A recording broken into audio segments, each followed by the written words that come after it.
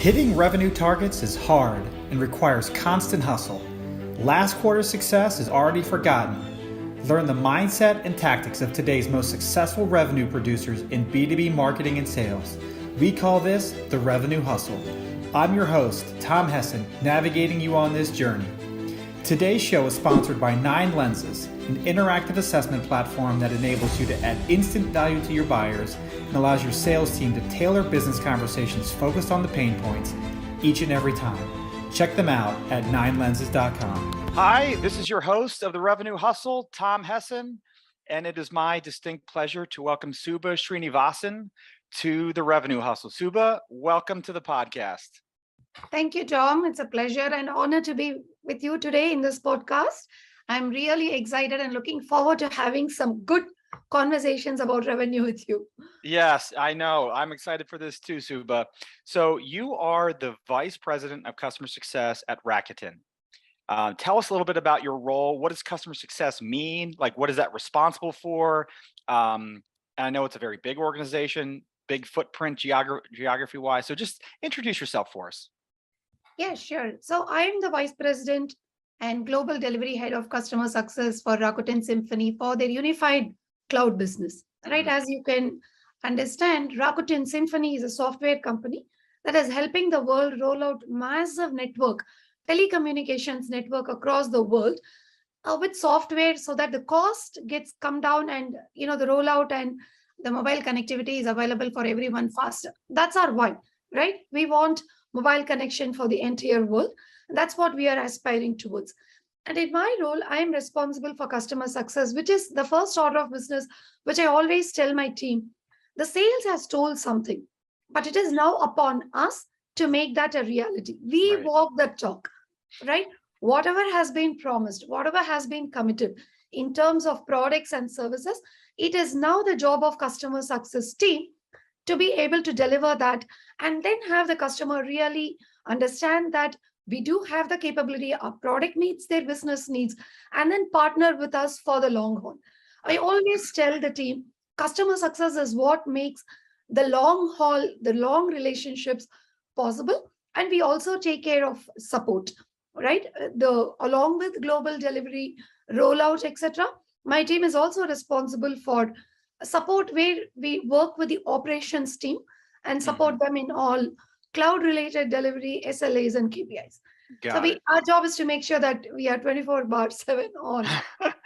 Awesome. And now, do you guys have any, do you own the renewal and any expansion, or how does that kind of interwork with like the sales or account management teams? 100% we are responsible for renewals, right? The renewals rest with customer success. And in terms of upsells and cross-sells, it is kind of a mix, right? When you're growing an existing project, it becomes with customer success. Whereas when you're doing a cross-sell or some other adjacent thing, then the account executive or the sales gets involved. But the compensation is for both. We just keep it very rewarding because the ultimate goal is that even if it costs a little more, the idea is to incentivize and to keep growing. Right. No, that's great. Now, thank you for sharing that, because I think, some customer success organizations define their roles and responsibilities a little bit differently. So it's helpful to kind of understand kind of where you're coming at. So Subha, you know how we do this on the Revenue Hustle. We have revenue rules. So why don't you go ahead and give us your first revenue rule? Okay. My revenue rule number 1, right? Growth is directly proportional to the extent of how much you care.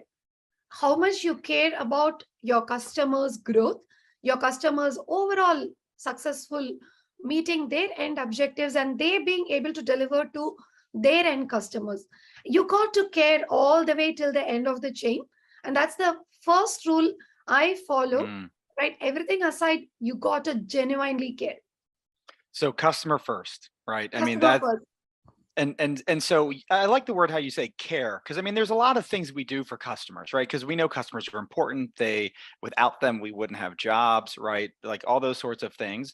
But caring carries a whole different set of emotions when I hear that word versus, other ways we describe customers. So what does caring mean? right? Like, how do you know if the customer's being cared for well or not being cared for well, or if maybe one of your, you know, someone on your team is not showing enough care? Like, how do you measure that, or how do you define that?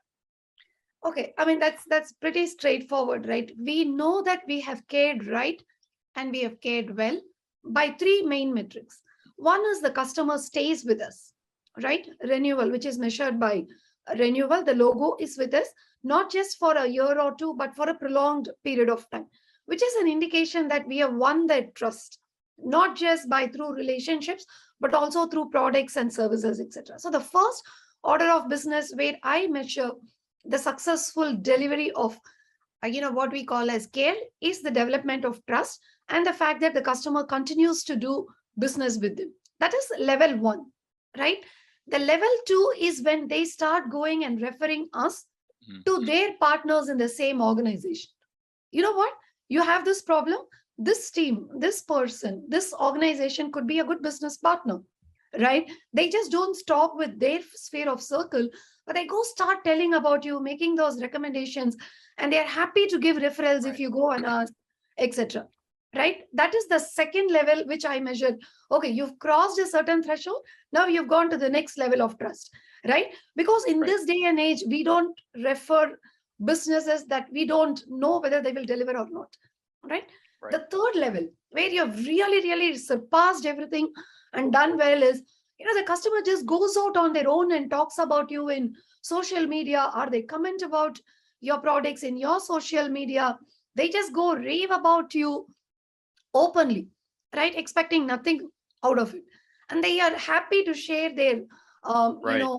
they're happy to be in your advocacy programs, right? They are ready to go public and tell the world about it. Right. That is the third level. And trust me, Tom, I have spoken multiple times and multiple forums about this. We are in a new era where the customer is not looking for product information. That is available. That is cheap, right? The product information is cheap. It's available everywhere. And what they are really looking for, the new purchases are purely built on credibility. And so that credibility will always be coming only from your existing customers, not because your marketing is saying so, not because your sales is saying so. So your existing customers are your new growth engine. They are your sales engine. They are your marketing engine. Wow. No, I And love that that. is how, and that's how we increase that circle of trust, the circle of influence. This circle, in fact, Seth Godin is very famous for this concept, and I do agree with him, right? This circle slowly helps you to expand the next big circle and then the next big circle, and you're even converting prospects that never even thought of this product Right. or service. So that's the only way you can grow. So I think, and I have seen from my own experience, that growth comes from how much you've cared, and that how much you have cared and actually delivered on the results shows up itself through trust, which is seen in the customer doing business, the customer referring business, the customer raving and giving and being your advocate. Well, I love that framework. I love product information is cheap, right? Because I mean, it's so prevalent, right? That's why everyone shops online before they buy or ever talk to a salesperson, like in the B2B world now. But you're right, like the credibility and the expertise is hard to come by, right? And it's hard to convey that. So I'd love to dig a little bit more into this caring part, because I care a lot about our customers. I get angry. There's certain things that I get angry and upset about with I have certain expectations, right? Like I get copied on customer emails, right? And I'm just waiting for someone to respond. I'm waiting for somebody to respond, like on my team, right? And I'm like, I could have responded to the email now, and why haven't you, right? So there's just certain things that like I care about in terms of like responsiveness, right? Like you're talking about, I'm sure we have all those things. I'm curious what some of those things are when you say, when you're training your team, what should they be doing? How should they be acting? And it's oftentimes triggered by maybe things that you have certain expectations that you communicate, or sometimes people learn because they've, did it the other way that you would have wanted them to do. Yeah. So absolutely right. I mean, the first thing that we tell anybody in my team, they need not be in support at all, right? I mean, the concept of response times or responding within 30 minutes, 1 hour and all, is not just restricted to the support team because somebody is monitoring you. That is not how it should be. Culturally, if the customer is reaching out to you, it is because they have a pain point. They are stuck on something. So culturally, behaving with a sense of extreme urgency is something I proactively watch out for. And if I see red flags within the 3 months or 4 months of joining my team, and if they are like laid back or not responding or not taking ownership, then I think, then in my opinion, we start grooming, we start telling the importance of, acting with a sense of urgency, no matter whether you're monitored. SLAs, KPIs are completely numerics. That's not the point, right? So extreme ownership. And if there is no response in most of the cases, some of me and my team members just jump in and respond, even if it is addressed to a different person, right? We have a big posture that is put across our team desks, etc., right? And we share our screen shares as well, that this is everybody's business. I say that, and we follow that as a rule. This is everybody's business. Someone is not responding, we will sort it out later. But you gotta show that, that urgency, right? Right. We discussed this at length because culture is a very important thing. That is how you show the world what you are, right? And this caring and responsiveness and extreme ownership are extremely critical things that we follow. No, I love that. I mean, I right, because there's this, the product can do what the product does, right? But then, like, obviously people buy the product and people buy from people, and we all want to be cared for, right? Like whether that's at a nice restaurant or our friends and family, whatever that is, we know when we're feeling taken care of and our needs are being met. Now, we may not have the right answer, we may not have an answer right now, but it's okay, right? I hear you. I want you to know I heard you, and I'm going to take the action so they can at least feel heard, right? Like that urgency of hearing from you. Now, that's great. What else? Go ahead. No, please. Sorry, I said you have an example of a company that grew leaps and bounds by just putting customer experience and service as their first priority, which is Amazon, right? They didn't invent any new technology. They don't own a single product. They said, if a customer wants it, I will deliver it in the shortest time possible with the shortest cost that is possible. And I built an entire logistics around speed of delivery, being able to get to the customer first. And I fundamentally believe that that's the era we live in. And whoever gets to the customer fastest with the most optimal answer is going to be the winner. I know people will not like me saying this. The days when you were selling a lot with product in place or later marketing in place, this is the era where you will grow your business with customers in place. Right. No, like when you're saying your customers are out there talking about you, and I mean, because now that is the next connected world. Now the customers are, it's so much easier to communicate to one another. You're not stuck in a silo somewhere. So what are some of those other things that you see or coach your team? Like I think urgency is great. What are some other things, like whether it's the language that you coach them to use or share, or I'm just kind of curious, what other things that are on your this is how you care for a customer list? So there are sometimes, like when we get on calls where the customer is actually having an issue, the calls can get really heated. You know what I mean? It can get absolutely heated. I mean, frustration because the issue is not getting resolved, etc. And I have told my team that not to get swayed by any of this. Just stay close to the ground and do your work and solve the problem, right? Do not lose your patience. Do not lose your etiquette, or do not, get frustrated back the customer, because that can have lasting repercussions. So we believe that the customer is always right? And if they are indeed wrong, then it is because we haven't educated them right. Take that ownership, right? And be humble, stay to the ground, try and solve problems, and never drop your attitude. Yeah, and it's hard when you feel like you're being attacked, right? Or blamed potentially, maybe not attacked, but blamed for a particular problem. And it's like, again, like at a restaurant example, you're yelling at the waiter for the food that they didn't prepare, right? Like, Yeah. like that doesn't make sense. But you're angry, right? The customer, I mean, they're getting yelled at probably, right? Because I oftentimes tell, we've had situations over the years, they're yelling at us because someone's yelling at them, Yeah. right? And so But you got to stop the chain. That's what I tell the team. yeah. You have to stop this, right? You got to look from a point of view of, a little higher than what's going on. That is when the whole attitude of a coach, you're here to educate and solve and not really get into the fight and, whatever. So I always tell them, as customer success team, act with a sense of urgency, really, really solve the problem. The intention is to solve and educate the customer, not to take part in any of the emotional things that goes on there. Right. Yeah, because you're right. They don't want to hear that, especially then, right? Like, Yeah, yeah, I mean, and none of us do, but I mean, I yeah, think it's you're right. It does have some lasting impact, and I think a parallel to that is um, being heard, letting the yeah, customer just, if they are upset, or they were upset with something that someone on your team member did, and they want to escalate it to someone, and it goes up the chain, and it's just important to let them speak, yeah, and just be heard rather than just trying to tell them yeah, they're wrong, right, or something yeah, like that. yeah, agree.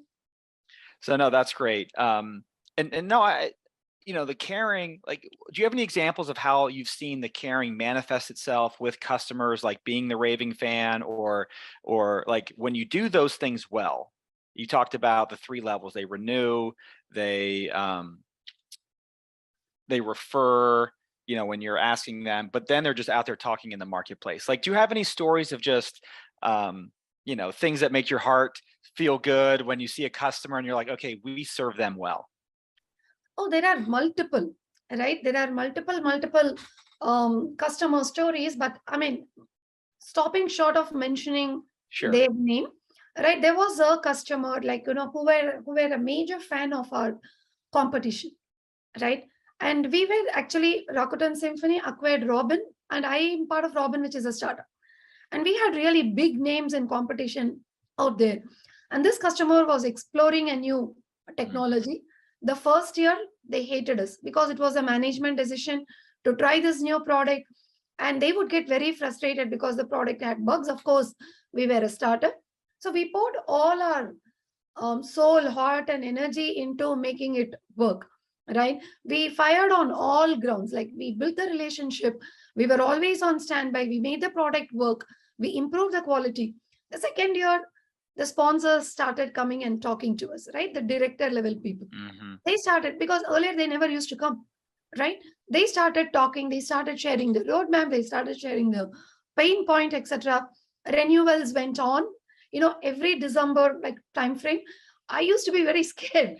Now, I mean, the renewals have started flowing. Yeah. And in the final year, like, in the third year, they are now talking about replacing a competition with our product, Mm. right? And that is something that I really, really feel very good about, because we've passed business value, we have reduced their cost, we've delivered a very good product, and today that customer stakeholder is looking like a hero in front of the board and his other stakeholders, right? And he also sends me a note, you guys really helped me succeed at a Mm. time when I wasn't having any hopes. So his growth, right, his shining in his role, Yeah.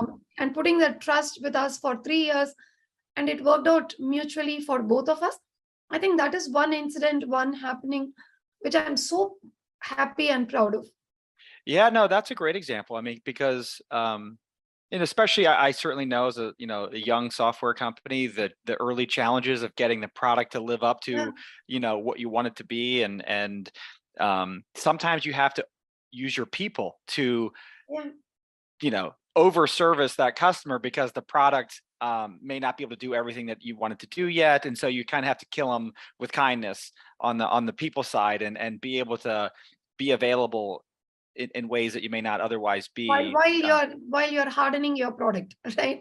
While you're Yes. learning. Yes, Yeah. I know that. I've lived that over the years. But no, I think that's a great example, and just the changing of the mindset of that person because of the hard work. Because I mean, it would have been easy for them to say, you know, Yeah. we're not going to stick. Yeah. No, that's a great example. And I mean, I'm very customer centric, so this really resonates with me. Just the idea of how important, like, they're paying us money, right? Like, just think about how hard it is for us to decide to buy something in our personal lives. No, I know it's not their money, but it's their capital. Their reputational capital is arguably more important than the dollars that they're writing the check for our software and services and so on. So like, it's a big deal, right? Yes. To enter into that relationship. And obviously they don't all work out for a number of reasons, but it's a big deal. And I don't think, as maybe young people coming into the business world may not fully appreciate the risks at stake for some of these people that are, taking on a new startup software that's less proven, or, any number of those things. Or they went to bat to solve this problem, and they picked your solution or my solution, and they're looking for the outcome. And and big companies, there's a lot of politics at play too, that Yeah. so no, this is great. So thank you for sharing that. Let's transition to your second revenue rule. Okay. So the second rule I would always, I believe in, is that invest in yourself so that your customers and your customers can benefit from it, and the organization's revenue can grow, right? Invest in yourself to the point that you become a subject matter expert, because without that expertise, you cannot understand the pain points, the objectives, the strategies your customer is out there to play, right? It is just plain noise if you do not understand the market landscape, the technology, and the overall play in that field. So my second rule for revenue growth is, every single person in a customer facing role needs to take time to invest in themselves and go from one to another to become a subject matter expert. It doesn't matter what level in the executive rank you are, but it is important, because I believe that a customer success team's role is that of a coach. And coach needs knowledge. A coach needs to build credibility. And the buck has to stop with you. If the customer needs to go, do some secondary analysis, cross-check with someone, and then come and buy from you or build credibility, that is not a good position to be in. Right. And the other person on whom they are relying on could actually tilt the business decision in any angle, right? So if we need to grow our business, our revenue, it's not just artificially for the sake of it, but we have to genuinely build world-class talent in the customer success team, both for the leaders as well as the soldiers, which I would call. They need to have subject matter expert. They just cannot flinch in front of the customer, at least. Well, yeah, because if you don't, you're basically put into the tech support bucket, right? As if you're a customer success person, if they're like, well, I can only deal with you on transactional things. Yeah. Like, I don't know how to do this. Tell me do that. Can you, you know what I mean? You become like an order taker or a frontline, just the lowest level problem that they have, right? Correct. And there's no value in that. I mean, there's a little bit, but not a lot, to the degree that the reason you're paying your customer success people to renew and have those business conversations, because I've found that every buyer of software or services, right, they're trying to solve a problem, right? In the end, they want certain outcomes, and they don't care a lot of times about the technology, the nuts and the bolts that somebody does at lower level, but the executives just want the cost savings, the growth, the reduction in this and the increase of that. And that's all they care about, right? And so being able to connect your solution to that major growth or reduction is a whole different level of understanding. Yeah. And And it also comes down to, like, again and again, right? I mean, I would say that we are all in the business of coaching the customers. And if your product is not the right fit, you should absolutely tell the customer to go buy a competitive product if that's the right thing to do, right? We are in the business of coaching, and we need to be confident, right? The world's best salespeople who have had a stellar track record of succeeding, if you observe all of them, they will stand on their feet and they'll be so confident, right? Because they know Right. there is a glow and a confidence that comes in you when you know inside out. And that is what making your customers open their wallet. It's not because you're doing a fancy presentation or you're ready to cut the cost. Those are also short-term benefits, right? The long-term benefit is that I have someone that I can, rely on for knowledge in this space, right? For expertise in this space. They will coach me right? So because customers are not buying from people that do not know their stuff. Right. And they need help a lot of times, because Absolutely. the reason why they can't do it themselves, right? They can't build the product, they can't deliver the service internally themselves. Again, that's why we have so many software and services providers out there. But then it's like, okay, well, which one do you get? Which one do you pick? And usually, even after they pick it, and this is where it comes to customer success, is they still don't really know how to use it properly. Right? How do you implement it properly? How do you configure it correctly? How do you implement it in their business, in their process?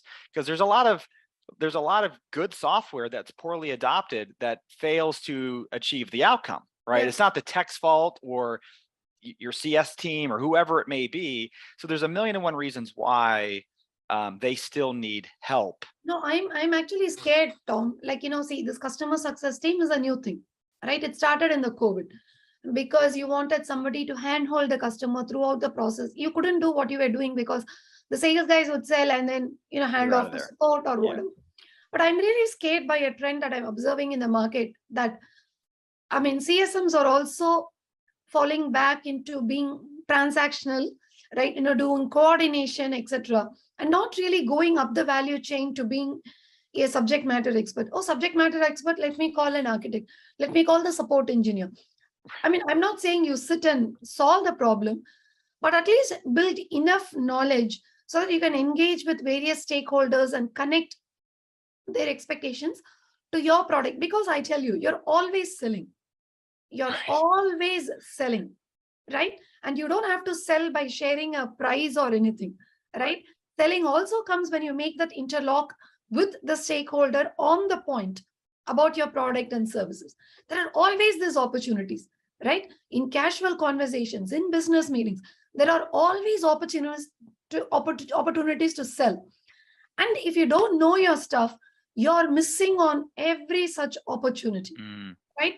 So at all times, it is very important to keep that mental map. He has this problem, my product could solve it. This is happening, I could solve it. And that doesn't come for, just if we do at the lowest order, doing program management, coordination with product, etc. We shouldn't settle at that level because we are always selling. I fundamentally believe that. And that ability to connect and sell will happen only when you have a very genuine understanding of that space, how it is being solved, what trends are emerging, what technology, etc. Yeah, you're absolutely right, because you're really not selling at that point. You're just solving their problem, right? It's not even selling. It's just, oh, I can help you solve that problem. And then eventually they'll say, okay, how much, right? It's that simple if you can just think about it. Because I know a lot of people in the customer success don't like that sales word, right? Because they think they use car salesman or something slimy, or I'm tricking them into buying something, right?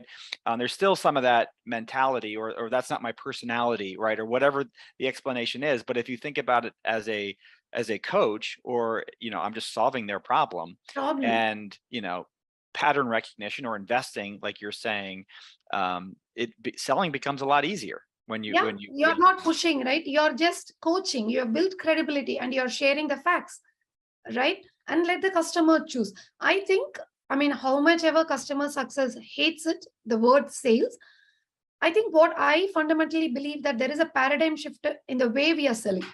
Earlier, we used to give a lot of information and say, buy this, buy this, buy this. That is gone. Now we have the intelligent customer. They know about the product. Now, what they are now looking at is this the right person to buy this product from? Or is this the right company to buy this product from? Right? It checklists all my features, but what about the long term? Does this leadership team is capable of delivering? Do they know? Do they have the right team composition? Right? And Yeah. can they work with me for the long haul as I go about my company strategies? So the selling landscape has changed. Again, like I said, it has gone from knowledge and data points to credibility and and hands-on. That's what it comes down to, right? Because they're going to waste their time if you don't, right? Yeah. So how do you encourage some of your CSMs to invest in themselves? Like, how do you proactively, enable that or encourage that? So we have a rule in our organization, starting from me to everyone down, everyone needs to be hands-on, right? You need to have seen the product, tested the product, participated in customer calls, even if you are a listener, right? You gotta be very, very hands-on, right? By experiencing the product, participate in communities, go through what is going on in the trend. And we go through, very organized upskilling in terms of training, etc. But a lot of what we learn is very disorganized. There is no structural classroom training. Right. We just throw people into the sea, right? Learn to navigate, start attending customer calls, start answering the customers, go figure out the answers. And so it is mandatory to be hands-on. It is mandatory to be in customer calls. It is mandatory to solve issues. It is mandatory to write blogs, right? Right. To bring up your thought leadership. What do you think is happening? Original thought process. Sit down and write. Right. Yeah. So these are some of the things that we do, apart from certifications and usual training.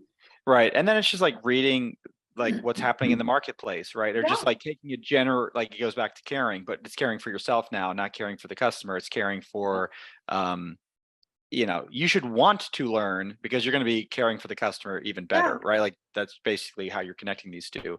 Exactly. And I think what's also interesting is the people that rise through an organization, just get promoted, are the ones that, there's a level of experience and understanding and knowledge and expertise. And if you're not investing in yourself, you're not going to be put in that position to, to take on the bigger role, right? Because again, you have to kind of demonstrate it generally before you're put into that role. So it's I think critical now to just growth. Yeah. See, what I have heard some of my peers in the industry say, right? Books are outdated. From the time a book is written to actually it hits the market, it takes about 2 years.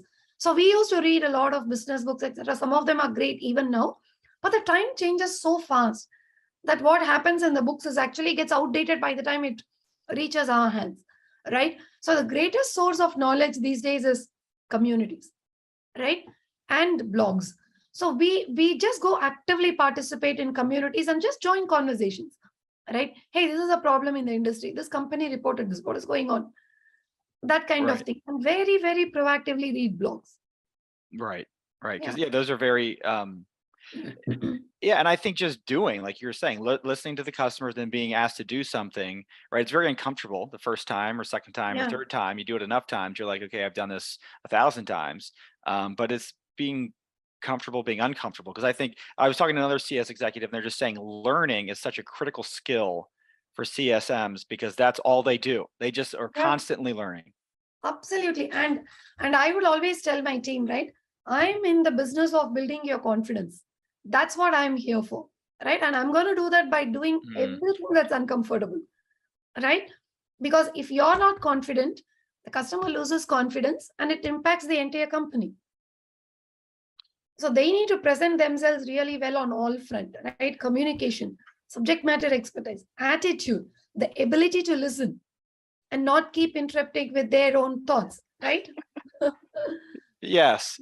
I mean, these are all life skills too. I mean, I love that your business is making you confident. And that comes from actual subject matter expertise, right? Not from acting confident. You cannot act confident for long. It has to be really genuine. Right. It's a shallow confidence, right? Yeah. If you try to put that on there, because you will be exposed quickly.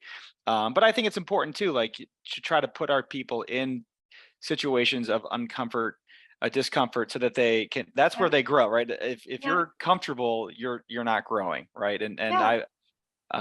and there's places to do that, like not to throw them into the deep end with the customer, and they're learning at the it's like there's situations where they can grow offline or participate a little bit, and you know what I mean, like there's Yeah. there's ways to grow them. Yeah. Eventually they're gonna have to get in front of a customer and Yeah. Like Nike style, just do it. yeah, you've got that startup mentality, so I love that, because again, in startups everyone's just gotta row and Gotta roll. do it. Nobody is babysitting. That's right. You got to get it done, right? And because no one else is going to if we don't. So no, this is great. This has been a great conversation, Suba. Customers is certainly passion of mine, because if we don't love customers, we're in the wrong line of work, right? Yeah. And because that's what it all comes down to, helping other people solve their problems, and we get rewarded just for doing that. So it's pretty cool. How did you get into customer success? Oh, that. I mean, I was in delivery for the major part of my life. I was general manager and business unit head of a very large business unit in India. And then and at that time I was dealing with lots of customers, right? I used to run customer captive centers. I'm not sure if if you've heard about it. In India, we set up small captive centers, which is completely customer owned, but we just put our people, right? And we have to deliver. So I've run multiple such captive centers. It gave me a lot of exposure to customers, Yeah. right? Then I got an opportunity in the US in 2019 to do my role from right out of where the customers are. Most of our customers were in the Bay Area, right? So my company said, why don't you do what you're doing from there, so that we want to You're have closer. our ears on the ground, right? I mean, somebody needs to be available. So I took that opportunity, came here, and then I got this opportunity across Robin and then Rakuten. And see, I've been known by multiple names. Like people have called me shock observer, warrior, firefighter. That's great. No, I yeah. So CS was so that was more of a service. It sounded like you were overseeing customers in the delivery of services. Now you're delivering, I guess it's a software as a service. So it's very similar, but there's just more tech maybe than Yes, in the last gig. that is true. But in the captive centers, we were an extended team that were partnering with the customer engineering. So we always knew the products, right? Yeah, So, yeah. I So, got but it. So I mean, so do you think you're in CS for life now? And just in terms, like, I know it's not that different than what you were doing before, but now, you've got the renewal piece, which I suspect you probably didn't have on the delivery side. So what's your take, having been in CS now for 3 years or a couple I of think years? customer success is my identity. You know, see, you navigate. All of us go through long career paths, and finally, you end up in a role where you belong, right? So I really think customer success is my identity, and of all the roles, I think I do best in customer success. But at the same time, I mean, I'll just go by where life takes me. Yeah, never close the door. No, that's great. Yeah. Well, where can we follow you online? So you can follow me on LinkedIn. I'm quite active on LinkedIn, where I post my thoughts on various topics and time and again. In LinkedIn, you can find me as Subha Shrinivasan, VP of Customer Success at Rakuten Symphony. And I'm not active on any other Okay. Yeah. social media platforms. And you can always send a mail to me at my first name and last name combined at gmail.com. And I also run a channel called CSM Secrets, which is a LinkedIn community where we do send weekly newsletters, etc., and podcasts too. So you can check it out. Okay. All right. Well, there you go. We have more podcasts for everybody to listen to. So Yeah, Tom, you should come on the show. Now it's my turn. yeah, you can ask me the tough questions. I'd love that. Yes. Well, Let's thank do you. that. Yes, and I'd love to, have you back sometime. So it's been a great conversation, and thank you very much. Let's do it again. Thank you, Tom. Thanks for the opportunity. Thank you for tuning in to The Revenue Hustle. This episode has been brought to you by 9 Lenses, Close more deals with interactive assessments. Check them out at 9lenses.com. See you next time.